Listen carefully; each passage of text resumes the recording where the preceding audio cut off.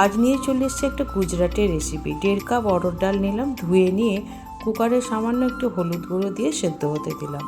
ডালটা যতক্ষণ সেদ্ধ হচ্ছে ততক্ষণ একটা বাটিতে ছোট হাতার 2 হাতা আটা, হাফ হাতা বেসন, তার সঙ্গে নুন, একটু হলুদ গুঁড়ো, একটু কাশ্মীরি লঙ্কার গুঁড়ো, একটু জোয়ান, একটু হিং আর একটু তেল দিয়ে অল্প জল দিয়ে একটা ডো তৈরি করে সেই ডোটা থেকে দুটো লেচি কেটে নিয়ে রুটির আকারে বেলে হালকা করে সেঁকে নিয়ে তাকে ছোট ছোট টুকরো টুকরো পিস করে কেটে নিলাম।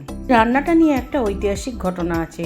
রাজা পৃথ্বীরাজ চৌহান যখন যুদ্ধে গেছিলেন তার সঙ্গে যে রাঁধুনি গিয়েছিল, সেই যা সরঞ্জাম ছিল রান্নার, সেইটা দিয়ে এই রান্নাটা তৈরি করেছিলেন। তার ধারণা ছিল এর চেয়ে পুষ্টিকর খাদ্য আর হয় না।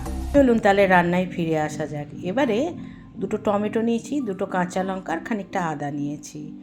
টমেটোটা কুচিয়ে নিলাম আর আদাটা খানিকটা গ্রেট করে নিলাম। এদিকে ডালটা সেদ্ধ হয়ে গেছে। ডালটা একদম সেদ্ধ করে ফেলিনি, একটু দানা দানা রেখেছি।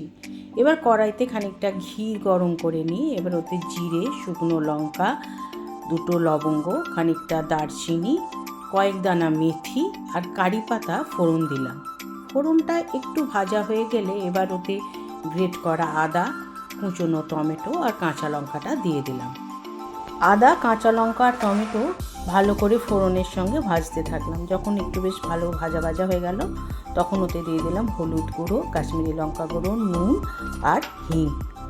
এই সব কিছু দিয়ে মশলাটা ভালো করে কষতে থাকলাম। যখন ভালো করে কষা হয়ে গেল তখন ওতে ঢেলে দিলাম সেদ্ধ করা ডাল। ডালটা মশলার সঙ্গে ভালো করে মিশিয়ে নিলাম। মিশিয়ে নেবার পর যখন ফুটে উঠলো তখন ওতে দিয়ে দিলাম পাকা তেঁতুল খানিকটা আর একটু গুড়। এই তেঁতুল আর গুড় এটা কিন্তু অতি অবশ্যই দিতে হবে। তেঁতুল আর গুড়টা ভালো করে ডালের সঙ্গে মিশিয়ে নিলাম। এবার একটা পাত্রে খানিকটা ঘি গরম করে তাতে কাঁচা চিনেবাদামকে ভেজে ওই ডালের সঙ্গে মিশিয়ে দিলাম। বাদাম ভালো করে ডালের সঙ্গে মিশিয়ে নিয়ে ভালো করে ফুটে উঠলে এবার ওতে দিয়ে দিলাম ধগলিগুলো দিয়ে আরও 2-3 মিনিট ফুটিয়ে চাপা দিয়ে গ্যাস বন্ধ করে দিলাম। তৈরি হয়ে গেল গুজরাটের ডাল ধগলি। আমার এই রান্নাটা কেমন লাগলো বন্ধুরা অবশ্যই কমেন্ট করে জানাবেন।